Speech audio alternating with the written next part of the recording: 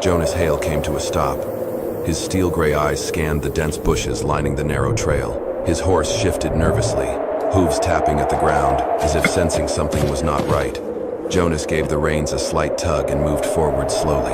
Amid the dry leaves, a frail Apache girl was curled up, her trembling hands clutching a torn piece of cloth. Her wide black eyes were filled with both fear and despair. Her stomach was sunken, and a faint whimper escaped her lips with each shallow breath. Jonas knelt down. He said nothing, just reached into his coat pocket and pulled out a piece of dry bread, placing it gently in front of her. At first, the child recoiled, but hunger forced her to reach out with a shaking hand. Even a small bite was enough to bring her to tears, a mix of sweat and sorrow streaking down her dirt-smudged face. "Go ahead and eat, little one." Jonas's voice was deep and hoarse, thick with emotion. He lifted the child into his arms. Her body was light as a bundle of dry sticks and burning hot with fever. Jonas held her close, glanced quickly around, then turned toward his cabin. Night fell, and the mountains sank into a thick blanket of darkness. The only light came from the flickering flames inside Jonas Hale's cabin fireplace, casting shadows across the small wooden room. On the rough wooden bed, the Apache child lay still, her breathing slowly becoming steadier after eating and being wrapped in a blanket. Jonas sat in the wooden chair beside her, his steel-gray eyes never leaving the child. It had been many years since this house last held the soft breathing of a child. Suddenly, a faint sound echoed just outside the door. Jonas froze. His old scout instincts kicked in at once. He reached for the Colt revolver resting on the table and stepped toward the door. The night wind crept through the narrow cracks, carrying with it the distant scent of smoke and the sound of footsteps, light and cautious. When Jonas pushed open the door, the figure of a tall woman appeared under the moonlight. Her frame was strong, her thick black hair tangled and wild, and her eyes as dark as burning coal.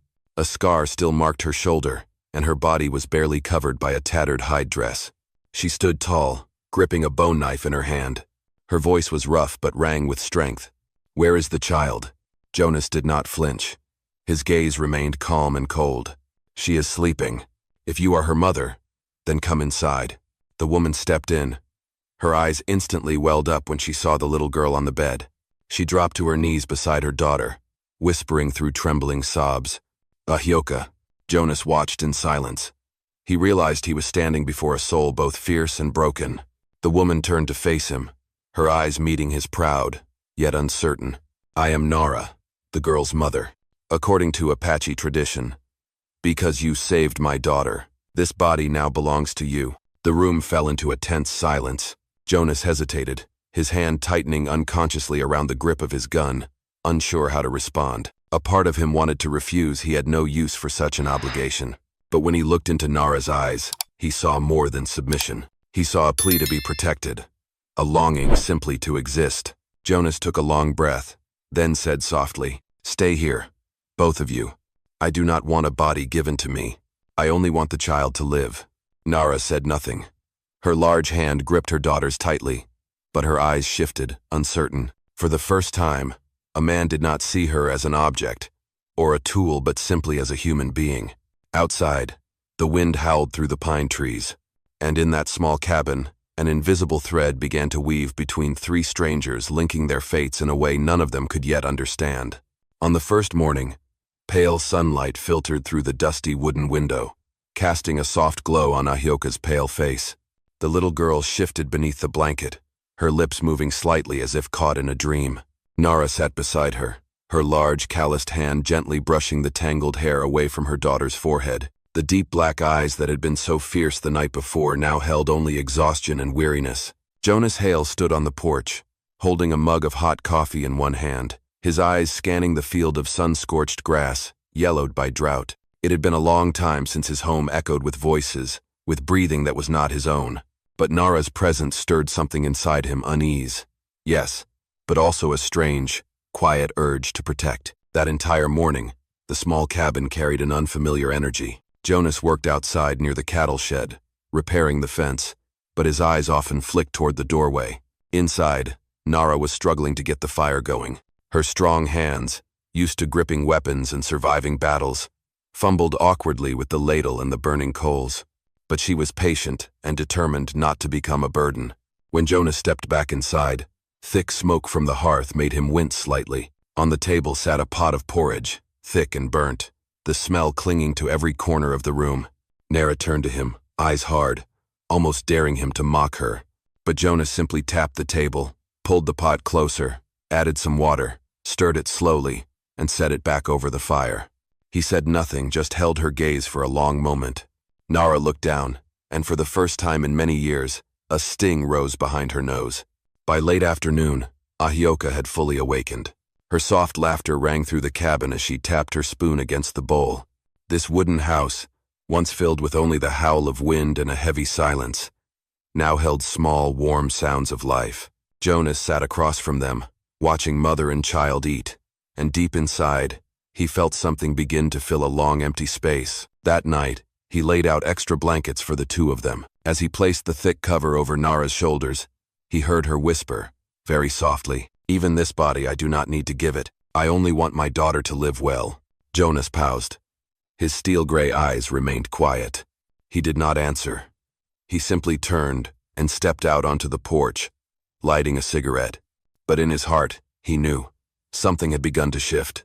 Out there, the sky blazed red with the late sunset, and inside that lonely wooden cabin, life was beginning to flicker again for the first time in many cold, silent years.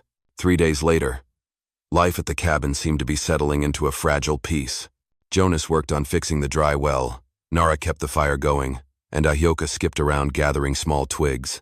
A rare sense of simplicity had fallen over a place once ruled only by wind and the chirping of insects. But out here on the prairie, peace was always just a thin layer.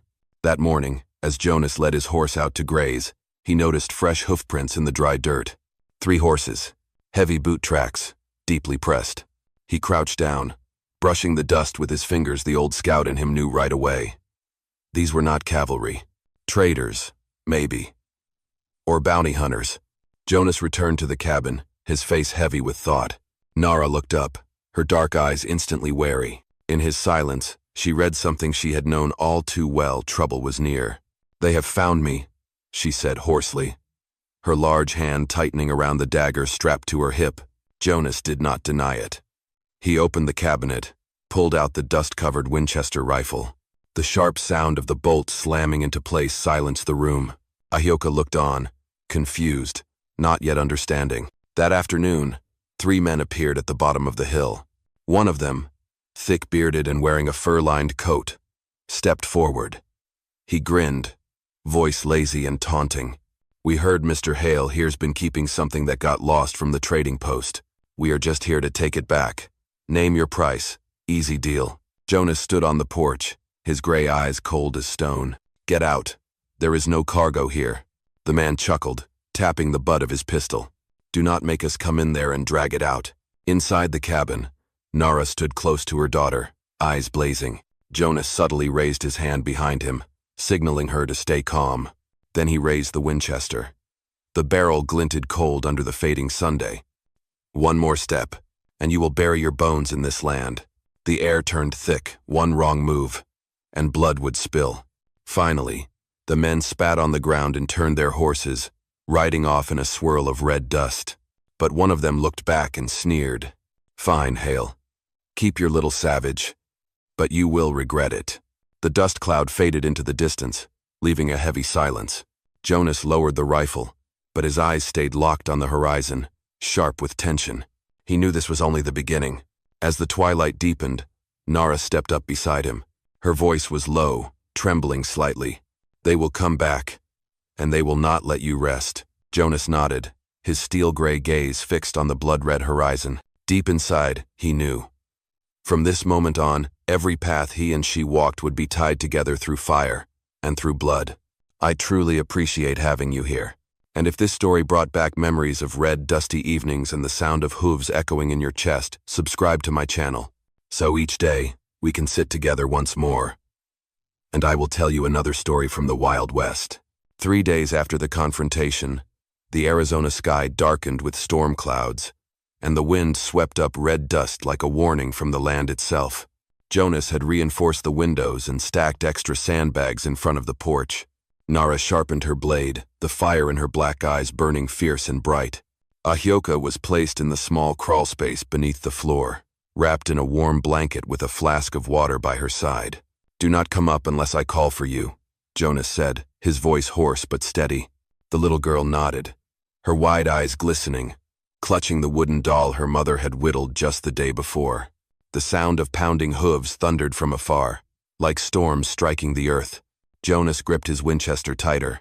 More than a dozen riders emerged through the dust, led by the same bearded man from before, now astride a massive horse with a whip hanging at his side. He shouted, "Jonas Hale, do not think you can hide her forever. Bring the woman out and we will spare your life. Otherwise, this cabin will burn." Jonas stepped out onto the porch, tall and lean like a weathered pillar. His steel gaze swept across the men. For a moment, the wind lifted his old leather coat, revealing the hardened chest of a man who had seen war and lived through it. "You came looking for blood? Then do not expect to leave this place alive." The sharp click of a loaded rifle broke the silence. Nara stood just behind him, gripping her wooden bow, the arrow tip wrapped in cloth and ready to burn. In that moment, two fates, a rancher who had lost everything and an outcast Apache woman, became one. The men split into two groups, one circling to the rear, the other charging straight ahead. Jonas fired first. The bullet tore through the wind, striking the lead rider in the shoulder and knocking him off his horse. His scream sent the other horses into chaos. The bearded man cursed, cracking his whip and urging the others forward. Nara's flaming arrow shot out, embedding in the bundle of dry hay they had tied as kindling fire exploded, throwing the attackers into further disarray. Within moments, the red prairie turned into a pocket of hell. Gunfire, horses screaming, fire and smoke and dust everywhere. Jonas reloaded in a blur, each shot finding its mark, dropping 3 or 4 men in rapid succession. Nara was just as fierce, moving like a shadow through the cabin, throwing knives and loosing arrows with unwavering precision. At last, the attackers fled in chaos, leaving behind blood-streaked trails and a few fallen horses. The bearded man looked back, hatred and fear twisted in his eyes as he shouted, "This is not over, Hale." As the smoke cleared, Jonas leaned against the porch beam, breathing hard. His hands trembled slightly, but his eyes burned bright. Nara stepped outside, blood streaking her cheek, the depths of her black eyes glowing with quiet pride. No words were needed. They simply exchanged a long look. And in that moment, an invisible bond sealed their fates together, through whatever storms might come. Night fell, and the prairie sank into a silence so deep it was almost haunting. After the confrontation, the air around the cabin hung heavy, thick with the lingering scent of smoke and the whine of wind through dry grass. Jonas sat on the porch steps, the Winchester resting across his knees. The firelight from a small pile of burning wood cast shadows across his hollow, rugged face. From inside the cabin, Nara stepped out, her tangled black hair falling over her broad shoulders. Dried blood still marked her cheek, but her eyes burned bright, full of life. She sat down beside him. Her large, calloused hands trembled slightly as they rested on her knees. Jonas glanced over, then silently handed her the water flask. Nara took a long sip, her breath heavy, as if trying to exhale the tension of the entire day. "They must hate us deeply by now." Her voice was hoarse, barely above a whisper. "I know," Jonas replied simply. He took a slow drag from his cigarette, the bluish smoke curling into the wind and vanishing into the dark. A long silence settled between them. Then Nara turned to him, her deep black eyes locked onto his. "You could have told us to leave, sent us away to avoid trouble. But you didn't." "Why?" Jonas stayed quiet for a while. His steel-gray eyes stared out at the blackened field, where moonlight drew pale silver lines across the cracked earth. "I lost everything once. My wife. A child that never got the chance to be born. All I had left was this house, and the silence that came with it. I cannot watch another soul fade away in front of me. Not again." Nara's hands clenched, her lips trembling. She had never expected a man to speak to her like this. "I cannot promise you peace," she said, her voice low but steady. "But I swear this, my daughter and I will fight beside you, until our last breath." Jonas turned to face her. Their eyes met. In that moment, no sweet words were needed, no kiss exchanged. But something deeper than love formed between them, a silent vow, witnessed only by the stars and the endless night. Inside the cabin, Ahioka stirred softly in her sleep, her breathing calm and even. Outside, the cold wind howled through the wooden fence. But on the porch, two figures sat side by side, quiet, steady, unbroken. That night, in the heart of danger and darkness, they found something both had long thought lost: faith. Before the sun could rise, the prairie trembled under the thunder of hooves. Jonas sprang to his feet, Winchester already in hand. Nara stood beside him, bow drawn tight, her black eyes gleaming. On the hillside, a swarm of horsemen charged forward, more than 20 riders, their dust-covered shirts clinging to them, tattered flags flapping wildly in the wind. At the head rode the bearded man, his face now twisted with hatred. "Hail!" he roared. "Today you pay." The first gunshot tore through the dawn. Jonas returned fire, his bullet kicking up dirt as it grazed the man's side. Nara sprang into action, her arrow plunging into a pile of straw they had stacked to burn the cabin. The fire roared to life, sowing chaos among the attackers. The horsemen split into two flanks, storming the cabin like a pack of wolves. The battle descended into chaos, gunfire crackled, horses screamed, smoke curled into the air, wrapping the fighters in a blinding haze. Jonas picked off several men with pinpoint shots, while Nara moved like a shadow through the madness, hurling blades and firing arrows without missing a beat. Shoulder to shoulder, they fought like a pair forged in fire and war. Then, just as it seemed the battle might spiral out of control, a sharp bugle call pierced the air from beyond the ridge. The horsemen froze, as if held by some invisible force. Through the dust, a squad of soldiers appeared, wearing blue-gray uniforms, not raiders, but federal troops, their flags and badges clearly marked, rifles gleaming in the light. The soldiers fanned out into a bayonet formation, cutting off any path of retreat. The officer stepped forward, his voice booming like thunder. "Stand down. By federal order, you are under arrest for human trafficking and armed robbery." The bearded man's eyes bulged. He raised his gun in a final act of defiance. A warning shot cracked through the air, and within seconds, soldiers closed in, pinning him to the ground. Others were yanked from their saddles, tied down with thick rope. The traffickers flailed and shouted, caught off guard by the speed and discipline of the troops. Amid the chaos screams, the cries of horses, Jonas and Nara stood, breathing heavily.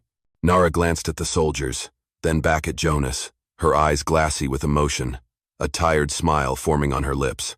They had stopped a disaster, and justice had arrived just in time. The officer approached, eyeing the burn on Nara's shoulder and the child sleeping inside the cabin.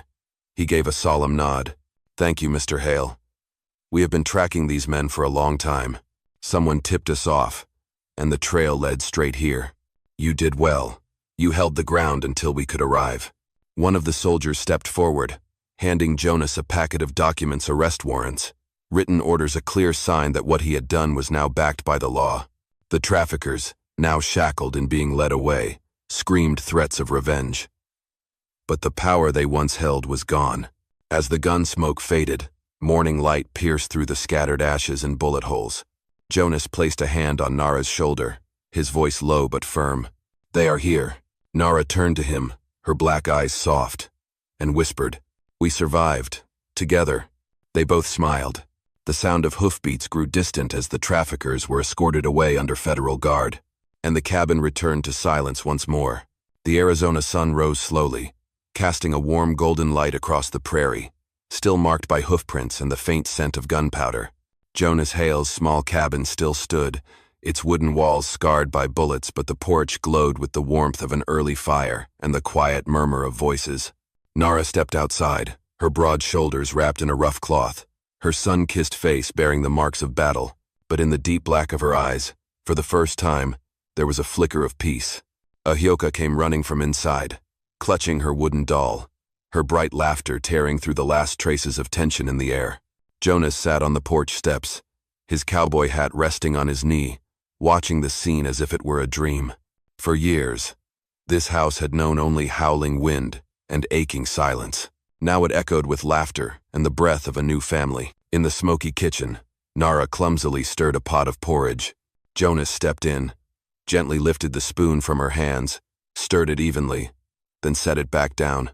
Their eyes met, simple, quiet, but enough to warm both their hearts.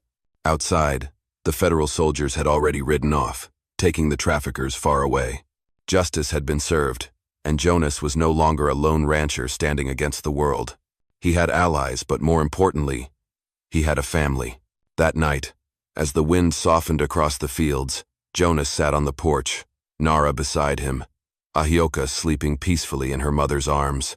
Jonas gently placed his hand over Nara's large, trembling hands. "From now on," he said softly, "this is our home." Nara said nothing. Her eyes shimmered beneath the moonlight, and for the first time, her lips curved into a true smile. That cabin, once a symbol of loneliness, had become the birthplace of something new. No wedding, no papers, just blood, sweat, and faith binding them together. The spring sun rose, golden over the prairie, lighting up the three figures on the porch. And from that place, a new story began. A story of love, of healing, and of a home built by two souls who had once lost everything. Dear friends, out here on the open prairie, bullets may keep you alive, but only love and home can keep your heart. A cowboy can ride alone for a lifetime, but when he finds a family to come home to, that is the greatest victory of all. It has been an honor to walk this journey with you. May peace and happiness follow you, wherever you are. I love you all, my dear audience of Wild West storytelling. Let me know how this story made you feel. Leave a comment below. Type the number 1 if you enjoyed this story. And do not forget to subscribe to the channel for more thrilling tales from the Wild West.